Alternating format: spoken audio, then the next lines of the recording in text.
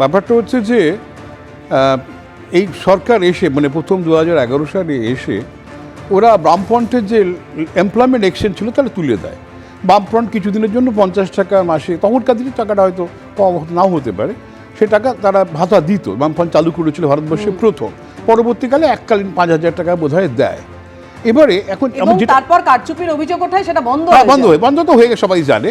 এবং বিশ্বনাথ দা বললেন 2013 সালে যুবশ্রী হয়েছিল, সেটাও বন্ধ হয়ে যায়। আচ্ছা, এখন আমার প্রশ্ন হচ্ছে, এখন সেই এমপ্লয়মেন্ট এক্সচেঞ্জ তুলে দিয়ে ওরা এমপ্লয়মেন্ট ব্যাংক চালু করেছে।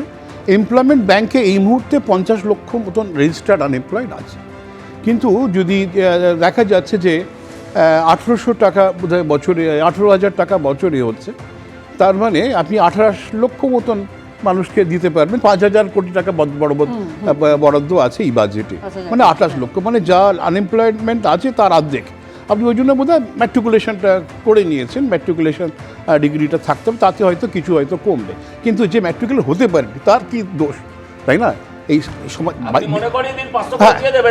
আমি দেখুন, আমি যেটা বলতে চাইছি, বেকার সৃষ্টির পেছনে তো সেই লোকটা নিজে দায়ী নয়, তাই না? যে ম্যাট্রিকুলেট পাস করতে পারেনি তার জন্য সে নিজে দায়ী নয়। সুতরাং বেকার ভাতা দিতে গেলে সবাইকেই দেওয়া উচিত ছিল, এটা হচ্ছে একটা দিক। এবং কিছু মহিলা কেউ একজন বললেন, নামটা মনে করতে পারছি না, উনি বললেন এটা হচ্ছে মূলধন হিসাবে, মানে তিনি ব্যবসা করতে পারেন, হ্যাঁ, স্টার্ট আপ ক্যাপিটাল। 1800 টাকা যদি কেউ হাতে পায়, অনেকদিন যার খাতে কোনো খরচা নেই, সে টাকা কি মূলধন হিসেবে ব্যবহার করবে? আর ঠিক নেই, 1 বছরে বন্ধ হয়ে গেল নাকি ইলেকশনের পরে বন্ধ হয়ে গেল, আমরা কিচ্ছু জানি না। এই নিয়ে কতদিন বেকার চলবে সেটাও জানা নেই। বিহারের কথা অনেকে বলছে, বিহারে যেটা দেওয়া হয়েছিল জীবিকা দিদি প্রকল্প, সেখানে কিন্তু এককালীন টাকা দেওয়া হয়েছিল, এককালীন 10,000 টাকা দেওয়া হয়েছিল, মাসে মাসে নয়, এককালীন।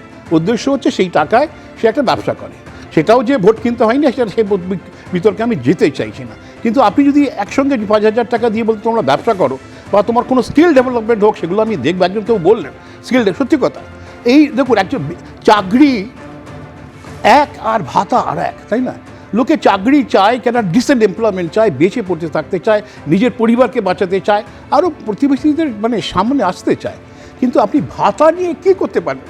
1,500 টাকা আজকাল, কেউ তো বলছে গুটকার খরচ, আমি জানি না, যারা সব রাজনৈতিক নেতারা এইসব কথা বলছেন, গুটকার খরচ, হ্যাঁ, তৃণমূলী নেতা, হ্যাঁ, যাই হোক, সেসবই বলছে।